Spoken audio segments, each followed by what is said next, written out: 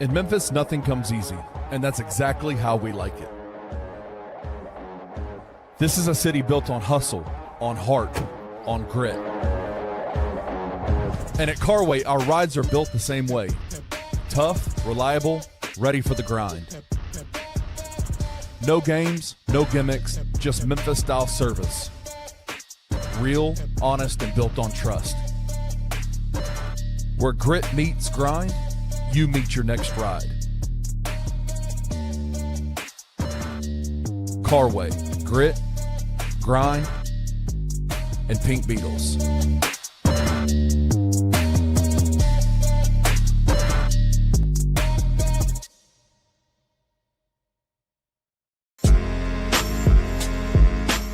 In Memphis, we know a thing or two about resilience. From the grindhouse to the Delta, we protect what's ours. But when pests invade your home, it's time to fight back.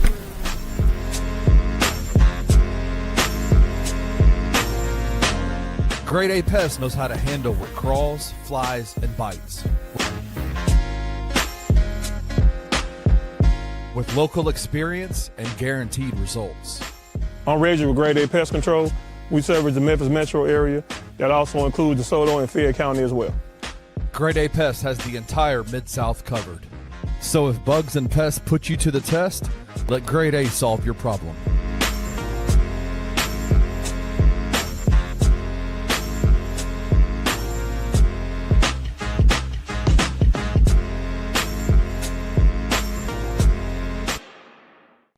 From the heart of Tiger Nation, this is where the insiders talk. Real stories, real access, and the pulse of Memphis athletics. You're tuned on beat with BCM. Now, let's get to the show.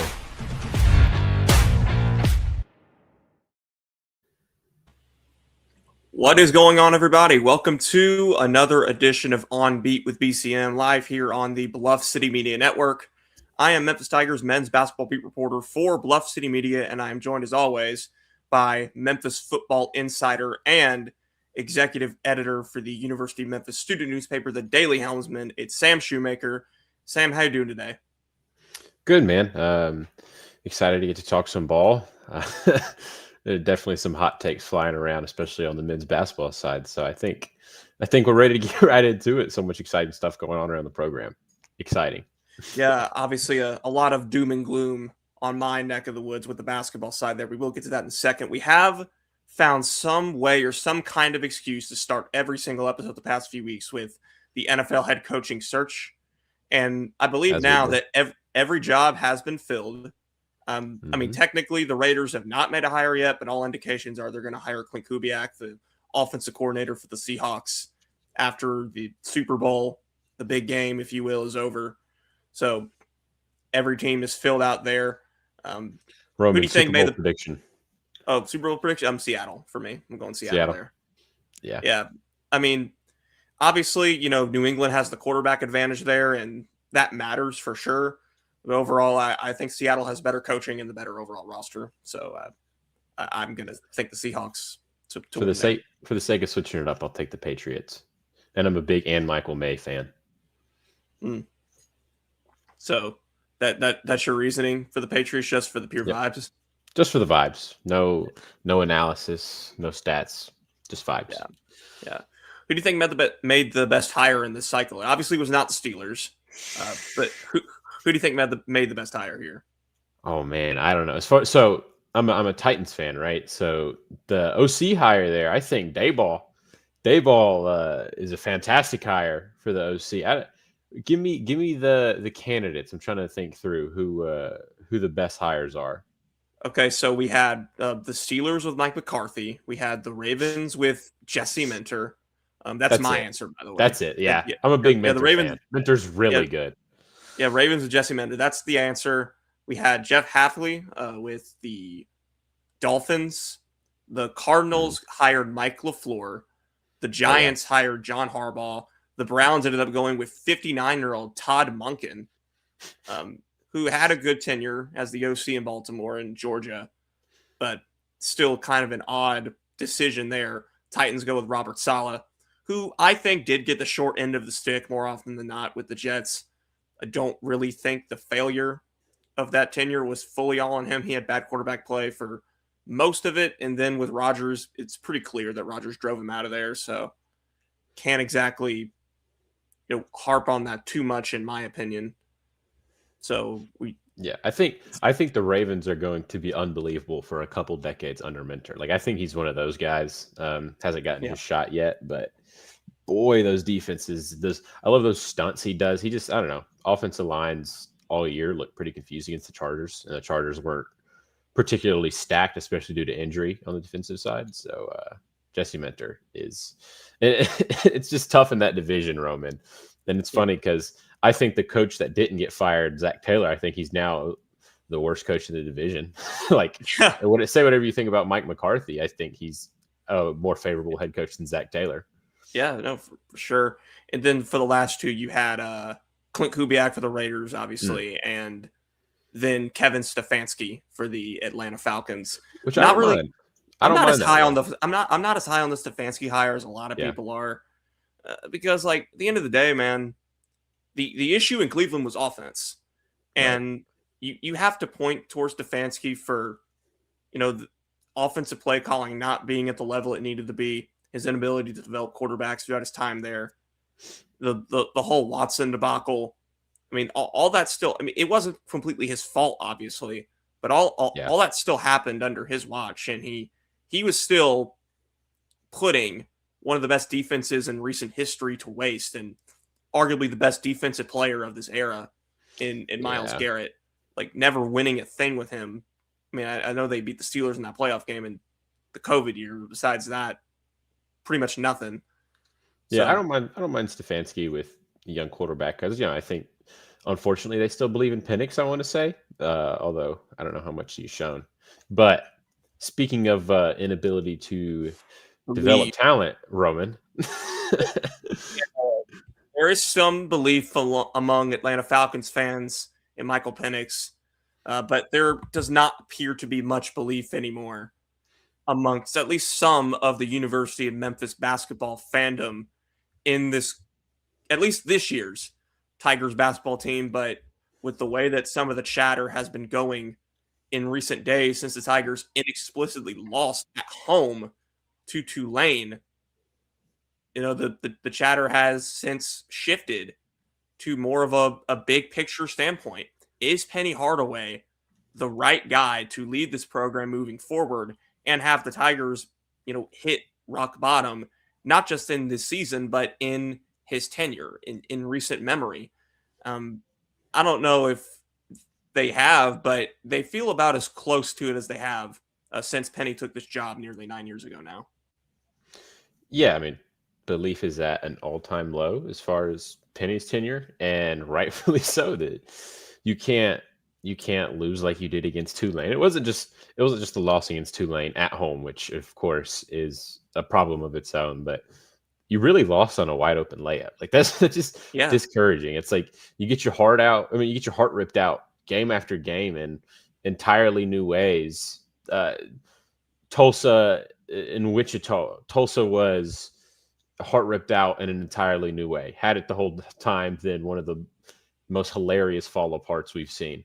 And then Wichita, you just can't get it done. It's just not entirely competitive. And then you come back home against FAU and you're like, oh, this might be a turnaround point, right? The team had just spent a week together in Wichita, maybe bonding or doing whatever they do and playing Xbox, who knows? And then you dominate the quote unquote best team in the conference, right? That game was a really nice win.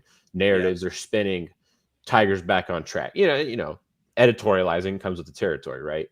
And then you get 2 days later at home, Memphis just doesn't look like the same team they did against FAU. And now you're 10-11 and people are saying stuff, rumors are swirling, yada yada. And on top of it all, Roman, there's just not a lot of life in this city. Memphis is a basketball city. We know what's going on with the Grizzlies. They're trading away Jaren. Jaw's probably gone next. The team stinks. They're tanking, right? Memphis women's basketball, the team stinks, right? the Memphis men's basketball. The team stinks, and it's just disheartening the fact that there's so much bad basketball being played in FedEx Forum right now.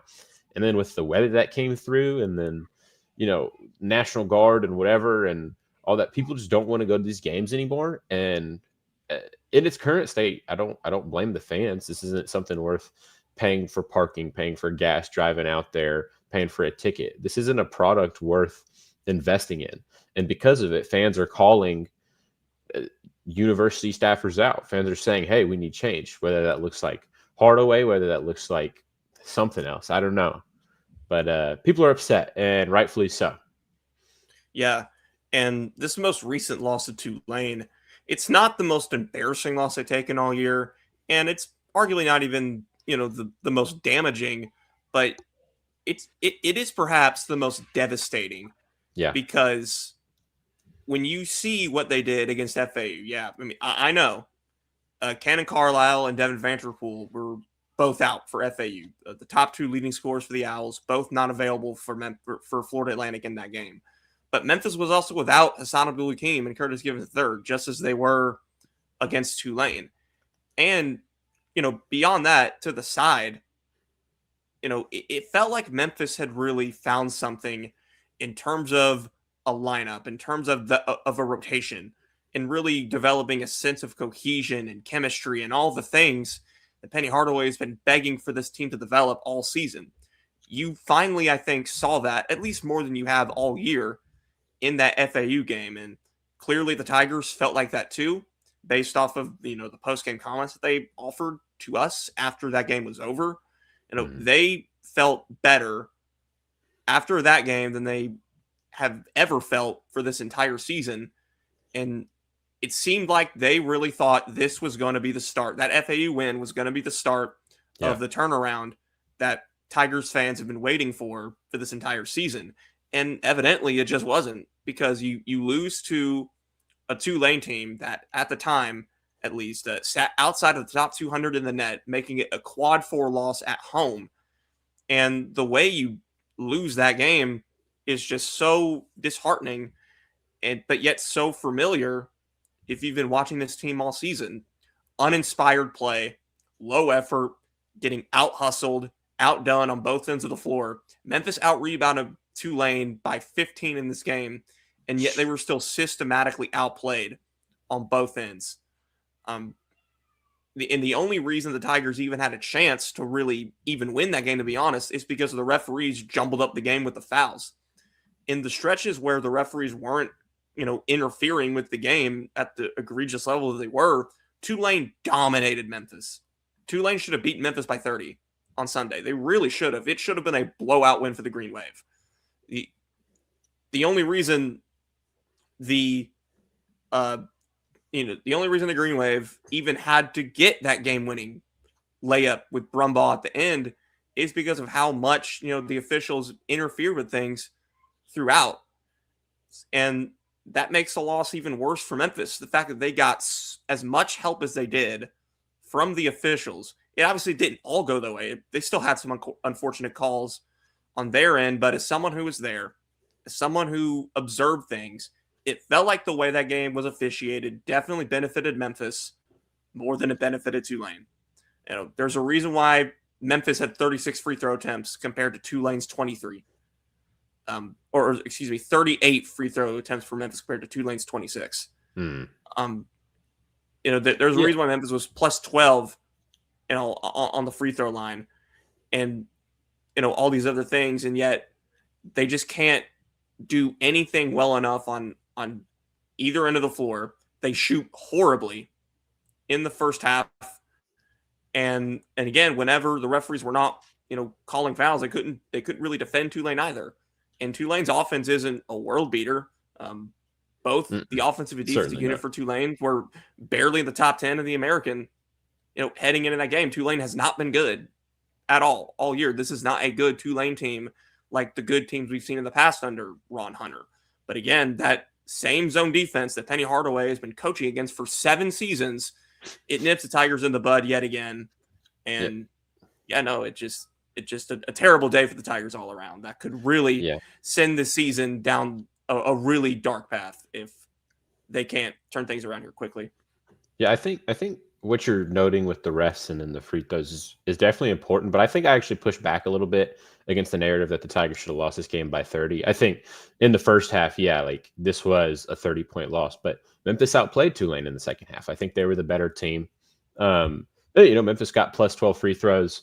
I actually got to sit down and watch this whole game. Memphis got plus 12 free throws, and I think they were fair. Like I don't know. I think they were attacking the rim.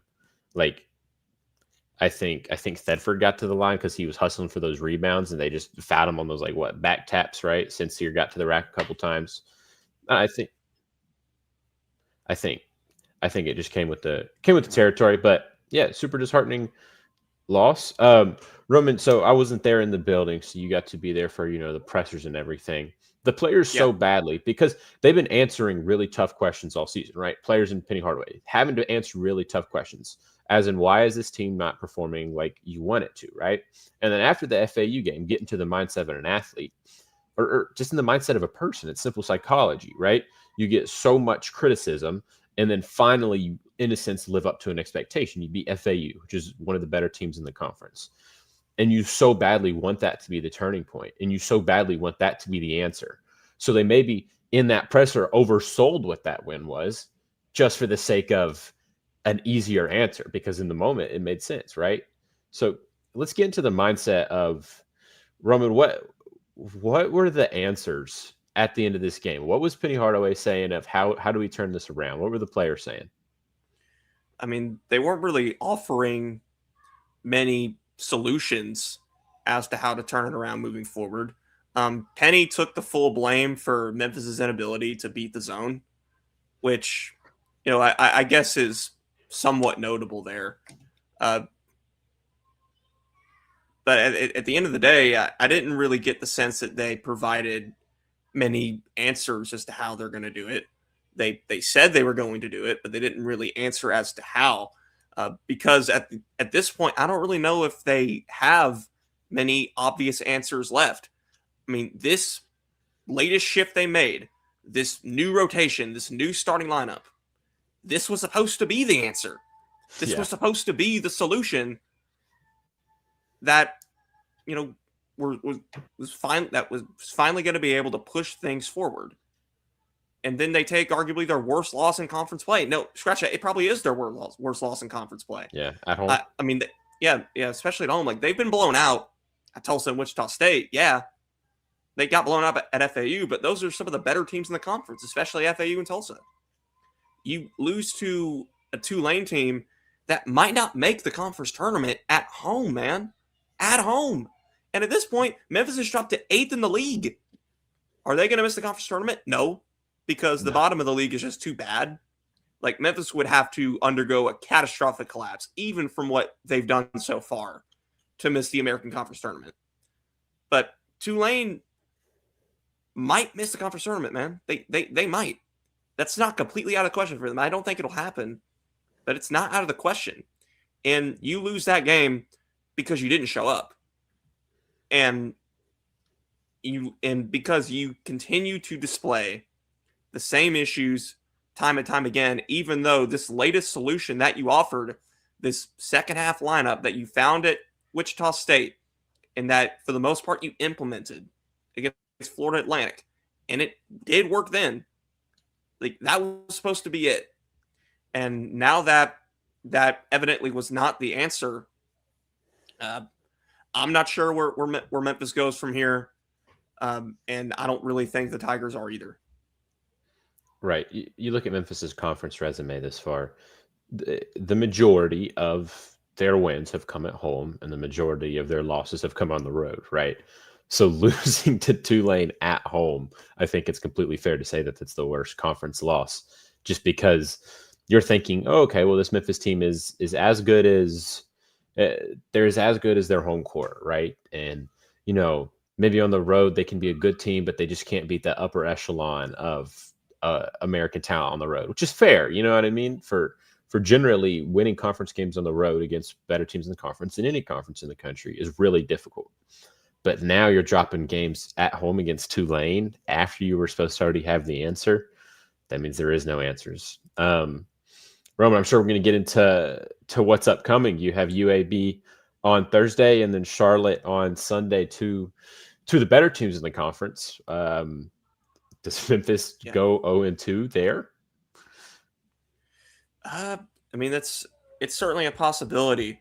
Before we get to that, I did also want to touch on some of the things that Penny Hardaway said during his radio show on Monday, because there were a few interesting notes that I think we do have to address here.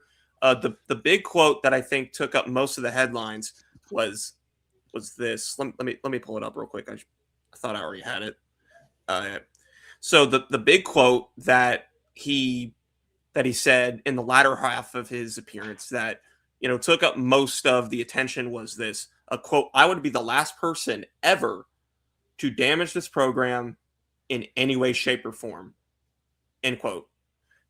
That's him, I guess, doing his best to address a lot of the fan base that has, like we already mentioned, lost faith in him and has lost faith in this team. To extend that, he also said, quote, "For the people that I love and that I know deep down inside are the true fans, thank you so much for staying true to blue," because that's what it's all about. You're going to have some adversity. We all have adversity, but the more you support the team, support me, the better we're going to be, because you don't want to feel like people are against you in your hometown or at your school. It guts me every time we lose, because I want us to be a part of the elite, and we can't be part of the elite if we're not winning all the time.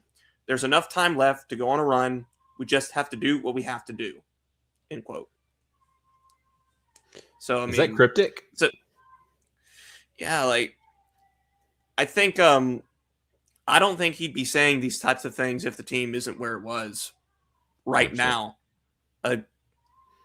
It comes off as desperation, if you will, right? As like a last plea, like, please stick with me, please stick with us, even though so far we've given you little reason to. That's what those comments feel like to me. What about you? Right, Roman. So that, of course, that comment is not geared toward you and I as the journalists. It's geared towards the fans. But yes, of course, I kind of struggle whenever coaches, because often coaches or teams will say stuff like that. I've always struggled with that, because I don't know. I think it's completely fair for fans to understand two things at once. Understand, one, Penny Hardaway. I'm not going to go down his list of accolades, what he's done for the city. People in Memphis love Penny Hardaway. Completely fair to understand that. Completely fair to understand that he's had some success here as a coach for Memphis. But it's also completely fair for fans to call for and want better. It's completely fair for fans to see what's in front of them and understand that what's in front of them is really bad and call for better. That's not hating Penny Hardaway, because he tossed in that quote of, "It's really hard to feel like everyone's against you." Penny, everyone wants you to succeed. People aren't against you. No Memphis fan is preying on your downfall. I would say, and I understand where he's at, because he doesn't have answers. He's scrapping to find them, right? But I would say it's completely fair for fans to do what they're doing. I mean, of course, people take it too far, right? Always. But that's the loud minority. The majority of fans are disappointed and want better. Guess what? Penny also wants that. So I'm not entirely sure if he's like scolding a section of the fan base that's out on this team. But I think it's fair for that section of the fan base to feel like that. Roman, what do you think? Yeah, no, I mean, at this point, I think it's hard to say anything other than it's fair, right? I mean, this team has failed to live up to expectations in pretty much any way you can slice it. They were picked as the preseason favorite to win the American. They now sit at 8th in the league. Regardless of what kind of NIL or revenue sharing related issues they had, this is still far and away the most expensive roster in this league. Mm-hmm. And in my opinion, is still the most talented, or at least one of the most talented. This team is still more than capable of being one of the top teams in this conference. And that is the bare minimum expectation, is to win the American, an American that is ranked 10th in the country by KenPom. To win the league and get the automatic bid and go to the NCAA tournament every year. That is the bare minimum expectation. And right now, if the season ended today, Memphis would fall well short of that. I mean, the non-conference portion of things was disappointing enough as it is from a fan standpoint, because you're used to seeing Memphis win at least some of those big games. You're used to seeing them beat Vanderbilt. You're used to seeing them at least compete with Louisville, right? Like, and historically, Memphis is better than even a program like Wake Forest. Yeah. Like from a historic standpoint, Memphis is better than a program like that. But you didn't beat any of the big power conference schools that you were scheduled against. But not even that is super disappointing compared to what's going on here in American Conference play. This has gone from, okay, this Memphis team is clearly not good enough to compete with the big dogs, to, oh, wow, they just might be terrible altogether. And you can't blame the fan base for lashing out against those who they feel are responsible at the end of the day there. Yeah, Roman, I think... Go ahead. Sorry, did you have something to add to that? Yeah, so, Roman, we're about 26 minutes into talking, and we haven't even mentioned, like, a player. We haven't even mentioned a player who can improve, a player who's done well. And the problem when you get to that point in the season and any sports coverage is if you're going that long and no player is worth mentioning, that's how you know it's ugly. Like, that's because the conversation around this team is no longer about what's on the court, because that's not fun anymore. No one wants to talk about that. And that's not just pictured in this show. That's also in social media, like whatever the fans are saying on the timeline. Like, the team just really has struggled, and everyone, like, we couldn't mention this player needs to step up, this player needs to step up, this player, but everyone needs to step up. It's a team thing. One player, Roman, we got to chat a little bit about it. We don't have to give everything, but Hassan Abdul Hakim, I know he hasn't played since Wichita State, and Penny was talking to you about where he is. So do you have a quick update on him? Yeah, he's currently still out with an illness, and Curtis Gibbs III is still sidelined with that knee injury. Both their statuses are currently unknown heading into tomorrow at UAB. So I do have kind of unclear there from that standpoint. You were talking about players that were not, worth mentioning, and it's kind of interesting because, like I said earlier, the "I'm not going to damage the program" quote was the big thing that a lot of people kind of grasped onto. But in my opinion, the most interesting thing that he said was when he was asked about, Dane Danger and PJ Haggerty and, again, building, last season's roster. He first said that, and this is quite frankly hilarious. He said that, he didn't have to recruit anyone on this team for longer than a day. Longer than a day or two, and then they were just here. And that's just funny and also very emblematic of where I think this entire thing is, but he expanded upon that. Now, this is the first time he's talked about this, and he's spoken a lot about how he was perhaps too reliant on PJ Haggerty opting out of the transfer portal and returning, and, of course, Dane Dange's eligibility waiver extension being approved for another season. And he kind of officially stamped in his stance on the NCAA's decision to deny Dane there. He said, quote, "I just feel like Dane got screwed because he should have been back. We waited a long time on his waiver, so at the end of the day, it's difficult," end quote. And he said this on his radio show Monday. Yes, he did. Yeah. So during the radio show. We're in February, and we're talking about we're talking about eligibility. Yes. You get what I'm saying. That's tough. That's tough. Yeah.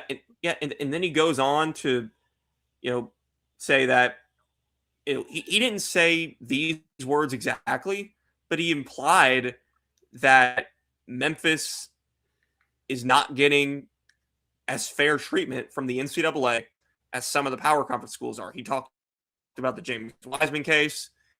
He went more the depth on Dane. He brought up, the guys like Charles Bediaco and James Najee, the G League guys, how they're being to play at Alabama and Baylor respectively right now. Quote, he said, "To me, It's just unfortunate for the young men, unfortunate for schools. I don't know how you judge the game anymore around the country because some teams just get lucky. Like Duke, they get whatever they want, but it just doesn't work that way for everybody. End quote. So, I don't think, to be honest, man, I don't think this is something Penny Hardaway says even a month ago. Yeah. I mean, I think that's fair. I think no. I don't think this is something he says a month ago. Yeah, I think your description of this is, in a sense, maybe desperation. Like I think every media appearance we see from Penny from here on out is just going to be more of this, more trying to save face, because to be mentioning Dane Danger, who is a player on your team last year, and mentioning his eligibility, like what other coach in the nation right now, especially coach of a halfway successful team, is mentioning eligibility. That word's kicking my butt right now. Issues from last season that just doesn't happen. So Penny's trying to save face, and I guess I get it. It's just a tough spot to be. Yeah, unbelievably tough spot, and it's not going to get any easier for Memphis moving forward because, as you mentioned, I got a road trip tomorrow to good old Birmingham, Alabama, as the Tigers visit UAB inside Bartow Arena. Memphis is 1 of 6 in true road games this year and 1-8 overall from FedEx Forum. But get this, Sam, UAB is also 0-4 in conference home games and has 6 total home losses this year. So you got a team that's terrible on the road against a team that's inexplicably terrible at home. So something is going to have to give here in this game. It's stoppable force versus movable object. Yeah, indeed. Now, I do think that UAB is going to be the team to break their trend here. I do not see Memphis winning this game. I mean, I can see it, but I do not think Memphis will win this game in Birmingham tomorrow. UAB is a disciplined team. They don't turn the ball over that much. They rebound extremely well. A top 20 rebounding team in the country against arguably the worst rebounding team that Memphis has had in a really, really, really long time. I don't think it's a great matchup.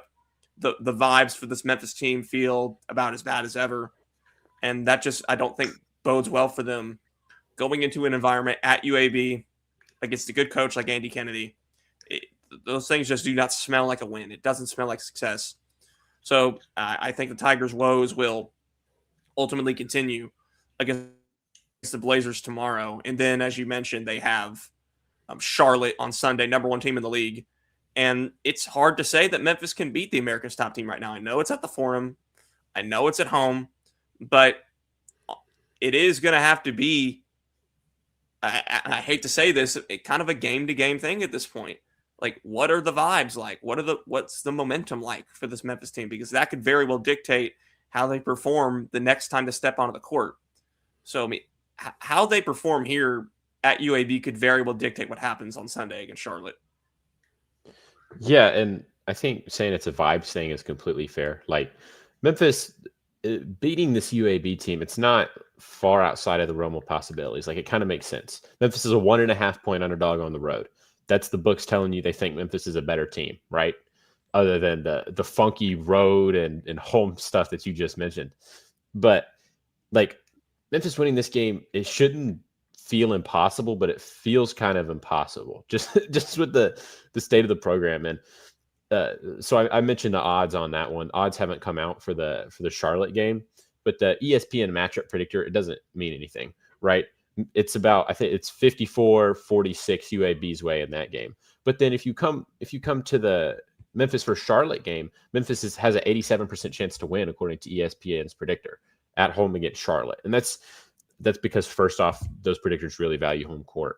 And second off, it's just game to game. People don't know what to think of Memphis. People don't know what to think of this conference because I think we saw separation week however long ago. And everyone in this conference kind of right.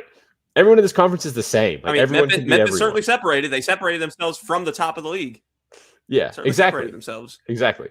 The point is, Roman, everyone in this league can beat everyone in this league. Like, there's no world beaters. Charlotte's at the top of the league. They're not that good, So Memphis could go 2-0, and that wouldn't entirely shock me. But it's just the vibes are making these games feel so daunting. To hear best team in the league at home, to hear Andy Kennedy's UAB on the road, you're just thinking, oh boy, and vibes are low. Well, vibes are extremely low for the Memphis basketball team, but vibes perhaps are as high as they've been in a really, really long time for Memphis football. And they talked to the media as you were there, Sam, today. Mm-hmm. And we will get into your takeaways from that. They spoke for the first time since, all the portal stuff was not necessarily wrapped up and done, but a lot of it got wrapped up. And we will talk about all that and more when we return here on Beat with BCM.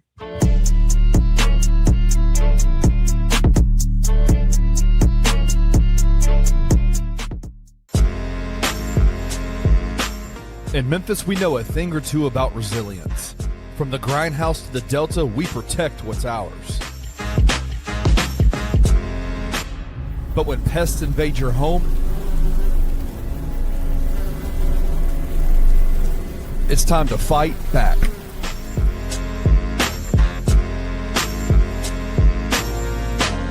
Grade A Pest knows how to handle what crawls, flies, and bites. With local experience and guaranteed results. I'm Reggie with Grade A Pest Control. We service the Memphis metro area. That also includes DeSoto and Fayette County as well. Grade A Pest has the entire Mid-South covered. So if bugs and pests put you to the test, let Grade A solve your problem.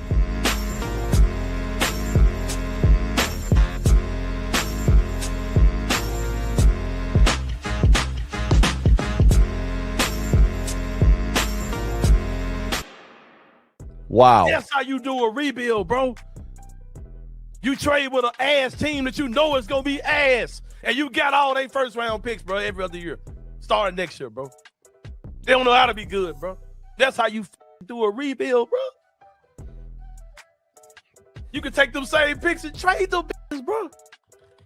When the rumors about Ja came out, bro, I said, I am not buying that shit. I said that on this show immediately. I said, that's how you actually move Jaren. That's how you move him. Say you ain't looking to trade him. You can keep a job for him. What's Josh staying around for? Bro, blow this. This trade happening this way is the sign total rebuild. I'm gonna tell you what the Utah picks are for, bro. If we at 8 and somebody we want is at 7 or at 6, we going to get who they want in the draft, bro. They're going to get who they want in the draft. Those future picks are to move up in the draft. Tune in to the Anthony Sain Show Monday through Fridays at 1 p.m. live on the Bluff City Media YouTube channel.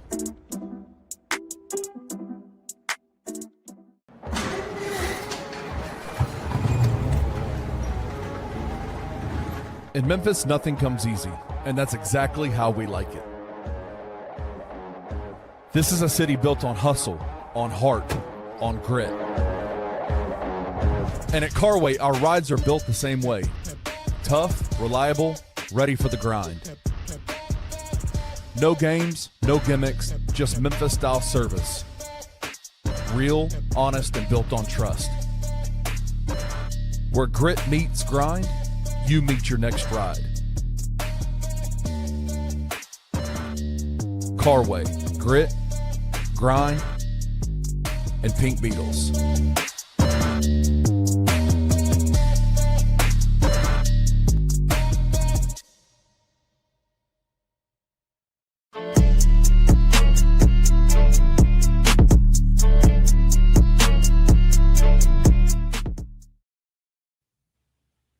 We are back on Beat with BCM. Roman Cleary, Sam Shoemaker joining the program as always. Thank you all for tuning in live with us this week here on Bluff City Media YouTube channel or on Twitter. If you're on Twitter, please move on over to the YouTube channel so you can, chat with us in the live chat and things like that. It would be greatly appreciated. Come hang out with us over here. And Sam, you were at the Memphis football complex earlier today. Because Charles Huff spent about 50 minutes with the media, but you also got to have some lunch with Memphis football players or Memphis football star transfers, the quarterbacks, Marcus Stokes and Aaron Noland, and defensive end transfer, Jamon Tapp. Did you get to sit down with any of the players first for lunch there? Yeah, we got to sit down with the players first for lunch. To any hungry college kid, free lunch was greatly appreciated. So shout out to the Memphis SIDs for giving me a little burger. I love that part. But we opened up getting to talk to some of the. There's also some other players there as well, but those are definitely the three biggest names, and we got, I guess, them more forced onto us, right? And I'll just go down. Everything was off the record. It was just those guys getting to know the media, which is really important. I think it's really cool that they do that, because either at least one of those quarterbacks are going to be very important to Memphis this season. And then Jamon Tapp is going to be the most important defensive player or close to it this season. Aaron Nolan was someone who I sat down with for probably the longest, and he just has this very quiet, confident quarterback, a pro's pro demeanor, right? He hasn't, we know what Aaron Nolan is. He hasn't played too much football, but he talked about just all the experience he's gotten in South Carolina, at Ohio State.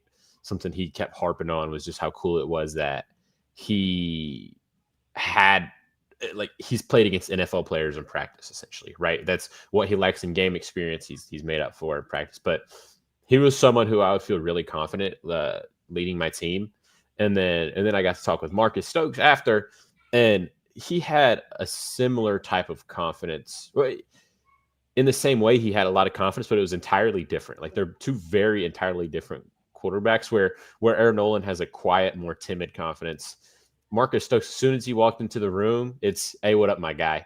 Dapping people up. He immediately demands attention of any room he's in, and that was the way Charles Huff ended up describing him in the presser. But I think it was really cool just for media to make that first connection with Marcus Stokes. And then, so we got about 50 minutes of Charles Huff quotes today. Nothing on what quarterback has the advantage, what quarterback do we think is going to start. Because, I mean, even if that question was asked, Charles Huff is just going to say, no, it's an open competition, right? It's an open competition between those two. And it was just cool to be able to talk to them. And then Jamon Tapp is just good. He just seems like good guy, hard worker. So as far as the player profiles, that's all I got for you. And then we went and talked to Huff for about an hour. And I've been in hour-long press conferences with previous Memphis football coaches, and they were a lot more boring. Charles Huff gave about an hour worth of actual quotes of actual stuff I can put in stories, which is really cool, really refreshing. Just a couple things I like to note was, he said, coaches always say this, it might be coach talk. He said Memphis feels like home. So broadly, Charles Huff won the introductory press conference, and then this was essentially the signing day press conference, right? And of course, that used to be a much bigger thing than it is now, because with the portal and signing days, just a lot less. It used to be one of the most fun days on the college football calendar. Now no one really cares. But Huff said Memphis is everything he thought it would be, because he's been able to spend a couple time there. Soulfulness, family feel, Southern vibe. Everyone's kind to him. And then he also said the city's starving for success, and the city's ready to rally behind a winner. He talked about how the history of the program is not a knock. He said it is a blessing to be in a program that's won, because it is very hard to win. But he continues to place incredibly high expectations on him and on his staff. And that's wonderful. That's awesome. But of course, that can go very wrong, because if he comes out year one and wins 8 games, many coaches in the country would be excited to win 8 games in their first year. Fans are going to be disappointed. Fans are going to be really disappointed. Roman, I know football, of course, isn't like your main beat or anything. Yeah, I feel like you would be disappointed with 8 wins, right? Charles Huff is setting that up too, right? On top of everything else. And he continued to talk about how blessed financially, how well-resourced this team is. And that was why they were able to recruit well. 77 incoming players, including freshmen and transfers. So, and then he said he's going to plan through his tenure at Memphis. He says he's going to plan to hang out around 45 to 50 incoming transfers, and he's going to plan to hang out around 15 to 20 incoming freshmen every single year. So that's tough, but he said it's just the price of doing business at the G5 level. So that is a couple notes. Yeah, I mean, that's pretty much what you got to do there, right? I mean, that's modern college football for you. Right. Your roster is going to be majority transfer guys. it's unfortunate for the people on the high school side of things, but eventually they're going to be on the transfer side of things anyway.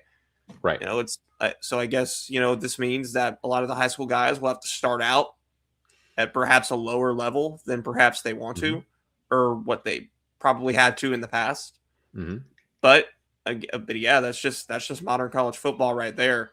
And you're right, Sam. I mean, from a fan standpoint, 8 wins would certainly be, you know, a disappointment. It wouldn't be as much of a disappointment for him in his first year as it would have been for Silverfield in the 7th year. Of course. That it just wouldn't be, because a new head coach is going to get more grace no matter what. But, you know, broadly speaking, Huff is setting people up for disappointment with 8 wins based off of the way that he's talking. What is the message we hear over and over again? It's close the gap. Close the gap. That's kind of that's his main theme. That's his version of all in, right? It's close the gap. They released that video of him talking to the team a few weeks ago, where he gives this whole spiel about, you know, how Memphis has been this good program. It's been this successful program. It's won a lot of games, but it hasn't closed the gap. It hasn't appeared in the conference championship in, you know, since before the COVID-19 pandemic, much less hasn't won a conference championship either, obviously, in that time. And he says, the reason we are here, the reason why I am here, and the reason why I took this job is because I believe I can close the gap. And he's certainly acquiring the talent on paper to be able to do so. I mean, there's clearly just more money, you know, riding with Charles Huff right now than perhaps there's ever been with Memphis football. He's got a lot of momentum behind him. He's got a lot of support behind him, both, you know, vocally and financially. And, you know, he's taking full advantage of that in the recruiting part of the, you know, of the job.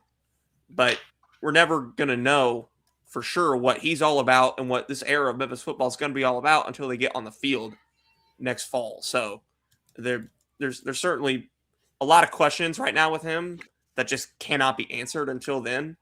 But things we do know is that he continues to add players, and he actually announced an addition during the availability today, a Michigan State wide receiver, former Michigan State wide receiver, Alante Brown. Super fast guy, clocking in, according to you, at 23 miles per hour, and Huff says he can fly. Is this guy a return specialist, if anything? Because that's the kind of profile that I know that he has. I know receiving stats in his college career at all. No, he does. He's totaled 300 yards in his career. But yeah, not much. And, you know, he might be a return guy. I know Huff grabbed Ian Foster, who's the safety from Southern Miss, who's a really good player. So he might be too good to be a specialist, but he was a great specialist for Southern Miss as a kick returner. And then, you know, they grabbed a couple of those running backs, Manny Covey from Cincinnati, who they might want to stick back there. But yeah, it wouldn't shock me if Brown got put back there. Don't know too much about him as a player other than what you just said. Huff was just talking about how he can fly. And then he was trying to, I guess, put into context what 23 miles an hour in game means. He said 40s don't matter anymore. What you can do in game now does matter, because that's your real speed. He said if you're hitting 24, you're at Tyreek Hill level. If you're at 23, 22 and a half plus, you're absolutely flying. So I think that gives you an idea of what Alante Brown is. He can fly. But as a player, you know, he's been at the Power 5 level, and Memphis is bringing in 20 Power 4 transfers, or 21 total Power 4 transfers after Brown committed. And I mean, that's a lot of guys coming from big programs, and that's just the reality of Memphis. You mentioned it earlier. Memphis has donor buy-in. They have more donor buy-in than they've ever had, because football is how they elevate this university, this athletic program, to the place where it needs to be. A lot is riding on Charles Huff, and he's incredibly confident. And, you know, I came in saying he's kind of setting himself up for failure. He's doing exactly what he should do. He won the introductory press conference. He won the signing day conference of what he did today. He does well. He does well with the media. He makes all these promises, which, yeah, it's a dangerous thing, but what else is he supposed to do, right? Someone asked him, Coach, what are your thoughts on winning a national championship? He was like, he said something along the lines of, winning the American Conference isn't a high enough goal for his team, right? So in a sense, it feels like maybe he's kind of saying, yeah, we're going to win at foregone conclusion. Now, of course, he wouldn't actually say that. No coach would ever go out and actually say that. But it's fair to assume Memphis has more money than anyone else. They have higher expectations than anyone else. Got a stadium coming that's going to be nicer than anyone else. At the end of the day, Charles Huff has huge expectations around him and this program. And from a fan perspective, I don't think fans would have it any other way. I think, let's say, like, look, he won 7 games at Southern Miss last year. They went 7-5. There's so much more context behind that, right? But he's not an invincible head coach, right? He's going to lose games. And right now it kind of feels like he's invincible because they haven't played a game yet. And Roman, you're right. There's so much to be seen of just wait till they get on the field, wait till they play games. And I'm really excited for spring practices because then we'll actually get real content about what these quarterbacks are up to, what receivers are up to. And I think that'll be a lot of fun. But until then, Charles Huff is doing exactly what he needs to do. And the talent he recruited, the 70-something new players he landed, it looks really good on paper. Yeah, you're right. A lot is riding on Charles Huff, but not just from a football standpoint, from a university-wide standpoint. Mm-hmm. Charles Huff is making all these promises to close the gap and, make Memphis perhaps, the best G5 program or the best G6 program in the country. But it's not just Charles Huff's name that's on the line here. In many ways, it's Ed Scott's as well. Yeah.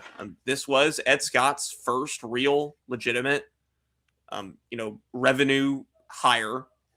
This is the biggest decision he has made since becoming the athletic director of Memphis in the summer of 2024. And I can tell you, like, he put a lot of his own name and a lot of his own reputation on this. Mm-hmm. Memphis passed up on perhaps bigger names for this job because Ed Scott believes in Charles Huff that much. I mean, at the beginning, like, Charles Huff was far from the favorite to win this job at the beginning. People were saying, Jerry Mack. People were saying that, the defense coordinator at Alabama. There were some mentions for even Dan Mullen out there. Like, there were some big names being linked to this job, and Charles Huff ends up with it here largely because Ed Scott believed in him more than anybody. And when you think about it from that standpoint, like, Memphis has no choice but for this to work. But so far, as you mentioned, Charles Huff is doing everything he can do to make it work there. And this first season is going to have a lot of anticipation. It's going to have a lot of hype. Regardless of who the starting quarterback is, it's going to be a big name that people know, and you're going to have talent all over the field. Besides that, I mean, you have Jamon Tapp, who on paper is already the best pass rusher Memphis has had in years, man. Yep. In years. You have, athletic offensive linemen from the power conference level. You have other, big guys in the trenches. You have good linebacker transfers. You're still building out the receiving core, and they're just going to have to be some names that emerge there. But overall, you keep the guys from last year too. You have Cluse coming back. You have Dorsey coming back. Henry coming back.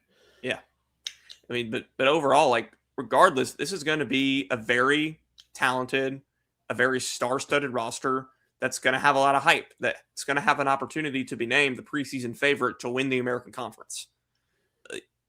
Expectations are going to be extremely high. Hype is going to be to the roof. And it's just going to be up to Memphis to live up to it on the field. For sure there. Yeah, I mean, certainly. I think that's just what it is. And you said Huff wasn't the favorite coming in, and yeah, but in the same vein, it's no surprise he got the job. Like, are you hearing him? He talked to the media. He made everyone buy it. He made he made one of our professors who in a class we share together. He made him buy in, and he doesn't even like football. But I happen to spend a lot of time around that professor because he's helping out with the student paper as well. And all the time, all he can mention is Charles Huff and how inspirational he is and how he was ready to run through a brick wall for him. And guess what? He's not a football guy. And I think it's really cool because Memphis is starving for a winner. We mentioned it earlier. Memphis basketball is not winning. Memphis Grizzlies aren't winning. Memphis women's basketball is not winning. This program has the most momentum. And another cool thing Huff talked about was he talked about teaching players what Memphis means or what the 901 means. And I'm sure Huff is still figuring that out himself. But he's using the city's history. The entire team is going to the Civil Rights Museum this Friday, among other things, to just try and play for each other and try to build that culture. He said everyone talks about culture, but what does it take to actually build it? Charles Huff really respects what Memphis is as a city. And he of course, he talked about how, hey, we can only really take like 15, 20 max high school guys a year. And that was him saying, hey, we're being generous doing that. Most programs don't even do that. He values the high school guys. But he wants to bring Memphians to Memphis, along other ways of respecting the city that we talked about earlier. But he said sometimes, it's not gonna mean bringing every Memphis high school player to Memphis, right? But he brought a lot of guys back. He brought Dallin Hayton. He brought Jaden McKinney. And look, he really respects what Memphis is. He understands his role here 100%. I'm sure Ed Scott has made that abundantly clear. He has so much on his shoulders, and he's carrying it really well. He's acting like it really well. Yeah. But there's no other part to this conversation until the season starts, until games start. But guess what, Roman? When they do, the Liberty Bowl is going to be like pretty full. Like there's going to be a lot of people there. People are really ready to see what Charles Huff can do. Yeah, like when you combine the anticipation that Charles Huff is bringing, the hype surrounding the talent of this team, and the fact that it's a brand new stadium, attendance, at least at the very beginning, should be fairly high, and it's going to be up to Memphis to make people stay. I'm going to answer this question for you. So it's way too early to answer this right now. Probably, where do you see him finishing in the conference? I mean, if all goes well for Memphis, it should be at least in the top half of the league, but it's way too early to answer this. I'd be shocked if I would maybe not. I'd be very surprised if it wasn't in the top 4. I know Huff and his crew. This team's talented enough to win the conference. Now they've been talented enough to win the conference the past 6 years. Maybe not for the past 4 years at least, and they of course haven't done it. So, but yeah, I think it's a good question because fans are trying to get a gauge for what this team is. But yeah, unfortunately, it's too early to answer that. But this team's going to be as good as everyone else, and South Florida is going to be good, but they lost their coach, new coach. They lost their coach in a different manner than Memphis did, I guess. Maybe there's just a different narrative around it, because both of them lost their coach to an SEC team. But Memphis fans weren't all that sad that Silverfield left. I guarantee a lot of South Florida fans were pretty mad that Golesh left. So, and Tulane also lost their coach to Florida. In a sense, it's a wide open league. There's so much more to come with because I honestly just don't know too much about what everyone else has brought in, but this Memphis team is going to be able to hang with anyone. Yeah. Well, that's going to do it for this edition of On Beat with BCM. We thank you all for tuning in live with us this week, and we hope you will again next week live here at 7 here on the Bluff City Media YouTube channel, Bluff City Media X/Twitter page. We really appreciate all the interaction, you hanging out with us in the comments, continuing to ask and have us answer questions. It's super fun, and we hope to continue to be doing that moving forward. But for Sam Shoemaker and for everyone else here on the BCM YouTube channel, this is Roman Cleary signing out. Thank you for listening to this episode of On Beat with BCM. If you enjoyed this episode, leave a rating and a review wherever you download your podcasts. Also, like and subscribe to the Bluff City Media YouTube page. We'll see you back here next time.